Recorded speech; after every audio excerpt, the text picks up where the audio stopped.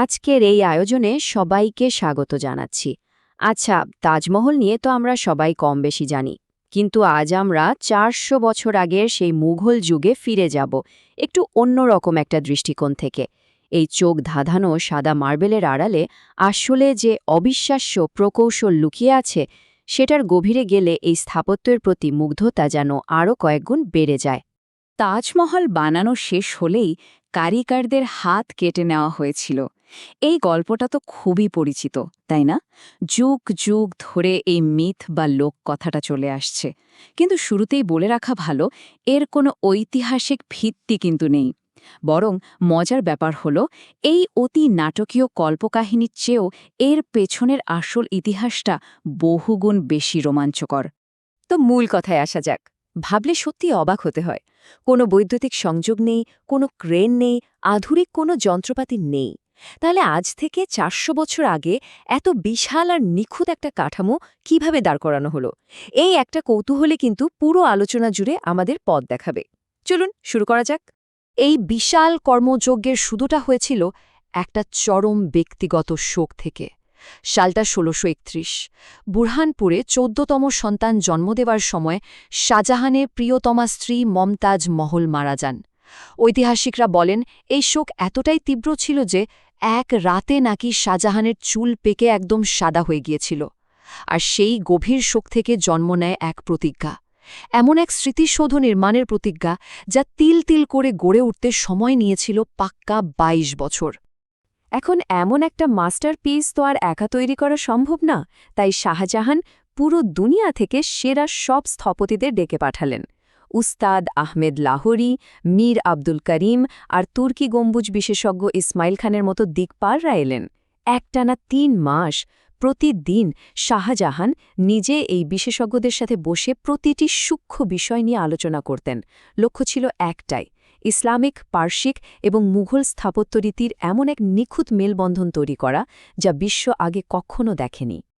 যে কোনো বিশাল ইমারতের সবচেয়ে জরুরি অংশ হল তার ভিত্তি বা ফাউন্ডেশন, আর এখানেই মুঘল প্রকৌশলীদের বুদ্ধিমত্তা দেখে চমকে যেতে হয়।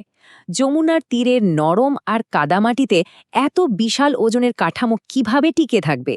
এর সমাধানে তারা ৫০ ফুট গভীর সব বিশাল কূপ খনন করলেন, আর তার ভেতর ভরে দিলেন আবলুস ও মেহেগুনির মতো শক্ত কাঠের গুঁড়ি। এই কাঠগুলোর একটা জাদুকরী বৈশিষ্ট্য আছে। এগুলো পানিতে থাকলে পচে যায় না, বরং পানি শুষে নিয়ে আরও পাথরের মতো শক্ত হয়ে যায়। এবার মিনারগুলোর দিকে একটু খেয়াল করা যাক। প্রথম দেখায় মনে হবে এগুলো একদম সোজা দাঁড়িয়ে আছে, কিন্তু আসলে তা নয়। এই ৪টি মিনারকে খুব হিসেব করে বাইরের দিকে সামান্য একটু হেলিয়ে তৈরি করা হয়েছিল। কেন?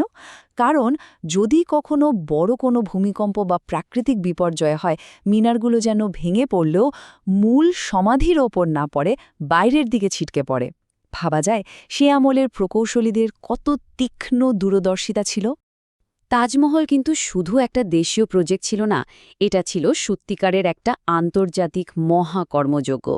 এখানে মোট ২৮টি ভিন্ন ভিন্ন ধরনের মূল্যবান পাথর ব্যবহার করা হয়েছিল, আর সেগুলো জোগাড় করার লজিস্টিক্স শুনলে রীতিমতো মাথা ঘুরে যায়। রাজস্থান থেকে আসছে মাখরানা মার্বেল, চীন থেকে জেড, তিব্বত থেকে ফিরোজা, আফগানিস্তান থেকে ল্যাপিস লাজুলি, এমনকি সুদূর কলম্বিয়া থেকেও পান্না আনা হয়েছিল। আর এই বিপুল পরিমাণ রত্ন ও পাথর পরিবহনের স্কেলটা ছিল জাস্ট অকল্পনীয়। ১,০০০ হাতির এক বিশাল বহর আর ২০০টি গরুর গাড়ি দিন-রাত খেটেছে। রাজস্থান থেকে ২-৩ টন ওজনের এক একটা স্বচ্ছ পাথরের ব্লক প্রায় ৩০০ কিলোমিটার পথ পাড়ি দিয়ে আগ্রায় আনা হতো। তপ্ত রোদ, ধুলা আর কাদার মধ্যে দিয়ে এ যেন এক অবিশ্বাস্য সংগ্রাম। আর এই পুরো কাজের পেছনে ছিল মানুষের ঘাম আর হাড় ভাঙা খাটুনি। ২০,০০০, এটা শুধু একটা সংখ্যা নয়। যমুনার তীরে অস্থায়ী গ্রামে বাস করা ২০,০০০টি পরিবারের গল্প জড়িয়ে আছে এর সাথে।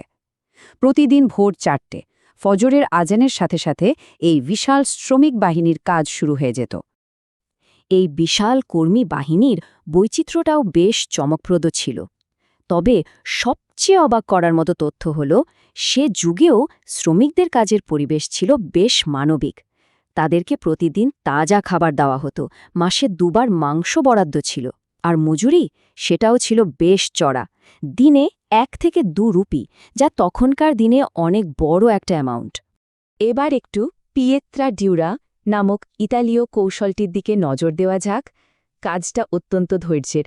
প্রথমে মার্বেলের গায়ে নকশা আঁকা, তারপর খুব সাবধানে খাঁজ কাটা আর সেখানে মূল্যবান রত্ন বসানো। এই কাজটা এতটাই সময় সাপেক্ষ ছিল যে মাত্র 10 বাই 10 ফুটের একটা ছোট্ট প্যানেল শেষ করতেই কারিগরদের 6 থেকে 8 মাস সময় লেগে যেত। কাজের সূক্ষ্মতা ঠিক কোন পর্যায়ের ছিল সেটা একটু কল্পনা করা যাক। মার্বেলের মাত্র 1 বর্গ ইঞ্চি জায়গায় প্রায় 60টি আলাদা আকৃতির পাথর বসানো হয়েছিল, আর এগুলোকে আটকে রাখার জন্য চুন, ডিমের সাদা অংশ এবং গাছের আঠার তৈরি একটা বিশেষ অর্গ্যানিক মিশ্রণ ব্যবহার করা হয়েছিল। এই আঠা এতটাই শক্তিশালী যে 400 বছর পার হয়ে যাওয়ার পরও পাথরগুলো একদম নিখুঁতভাবে নিজের জায়গায় অটুট আছে।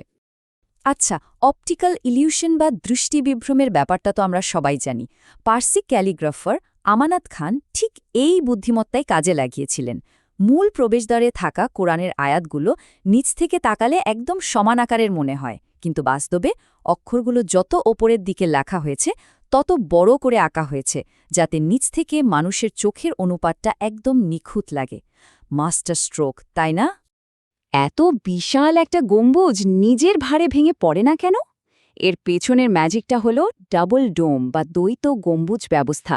ভেতরের দিক থেকে গম্বুজটা 80 ফুট উঁচু, যা ভেতরের কক্ষের সাথে দারুণ একটা ব্যালেন্স তৈরি করে, কিন্তু বাইরের দিক থেকে এটা 115 ফুট উঁচু।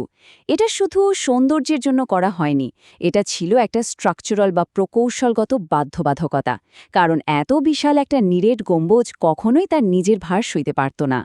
একটু চিন্তা করলেই বোঝা যায় এই কেন্দ্রীয় কাঠামোর ওজন আসলে কতটা ভয়ঙ্কর হতে পারে। প্রায় 12,000 টন। এই বিশাল ওজনের গম্বুজটা দাঁড়িয়ে আছে 15 ফুট পুরু একটা ইটের ভিত্তির ওপর, আর একসময় এর একদম চূড়ায় 40 কেজি খাঁটি সোনা দিয়ে তৈরি 9 ফুট উঁচু একটা কলস বসানো ছিল। মুঘলদের ঐশ্বর্যের এর চেয়ে বড় প্রমাণ আর কি হতে পারে? আমরা ভবনের ভেতরে ঢুকে যেই সমাধিগুলো দেখতে পাই সেগুলো আসলে প্রতীকী বা আলংকারিক। আসল কবরগুলো লোকচক্ষুর আড়ালে ঠিক তার নিচের ভূগর্ভস্থ স্তরে লুকিয়ে রাখা আছে। মুমতাজের সমাধির ওপর আল্লাহর ৯৯টি নাম কি যে নিখুঁতভাবে খোদাই করা। তবে মজার ব্যাপার হলো, পরে শাহজাহানের সমাধিটা এর ঠিক পাশেই বসানো হয়, আর তাতেই ভেতরে সেই নিখুঁত সিমেট্রি বা প্রতিসাম্যটা চিরতরে নষ্ট হয়ে যায়। শুধু দেখার সৌন্দর্য নয়, এখানে শব্দেরও একটা অসাধারণ খেলা আছে। মূল গম্বুজের ঠিক মাঝখানে দাঁড়িয়ে যদি কোনো শব্দ করা হয়, সেই শব্দ প্রায় 28 সেকেন্ড ধরে পুরো গম্বুজের ভেতর ইকো বা প্রতিধ্বনিত হতে থাকে। এটা দর্শকদের এমন এক অদ্ভুত অনুভূতির জগতে নিয়ে যায় যা আসলে ভাষায় প্রকাশ করা খুব কঠিন। তবে এত সব গৌরবের পর গল্পের শেষটা কিন্তু ভীষণ ট্র্যাজিক। ১৬৫৩ সালে নির্মাণ কাজ শেষ হওয়ার মাত্র কয়েক বছর পরই শাহজাহান তার নিজের ছেলে আওরঙ্গজেবের কাছে ক্ষমতা হারান এবং কারাবন্দী হন। জীবনের শেষ ৮টা বছর আগ্রা দুর্গে বন্দী অবস্থায় কাটে তার। দুর্বল হয়ে আসা দৃষ্টিশক্তি নিয়ে কেবল একটা ছোট জানলা দিয়ে নিজের তৈরি এই মাস্টারপিসের দিকে তাকিয়েই তিনি দিন পার করতেন। অবশেষে ১৬৬৬ সালে মৃত্যুর পর তাকে মুমতাজের ঠিক পাশে সমাহিত করা হয়। তো একদম শেষ পর্যায়ে এসে একটা প্রশ্ন মনে জাগে, শুধুই চকচকে সাদা মার্বেলের সৌন্দর্যের বাইরে যদি আমরা তাকাই, তাহলে এর পেছনের আসল কারিগরদের দেখতে পাই। আধুনিক যন্ত্রপাতির যুগে বসে ভাবলে সে আমলের নিখুঁত পরিকল্পনা আর হাজার হাজার মানুষের অদম্য স্পৃহায় কি সত্যিকারের বিস্ময় নয়? এই ভাবনাটা নিয়ে আজকের এই আলোচনাটি শেষ করছি। ইতিহাস যে শুধু পাথর দিয়ে নয়, মানুষের নিরলস ইচ্ছা শক্তি দিয়েও তৈরি হয়, সেটা তাজমহল বারবার মনে করিয়ে দেয়। আজ এ পর্যন্তই। আগামী আয়োজনে আবারও দেখা হবে দারুণ কোনো বিষয় নিয়ে।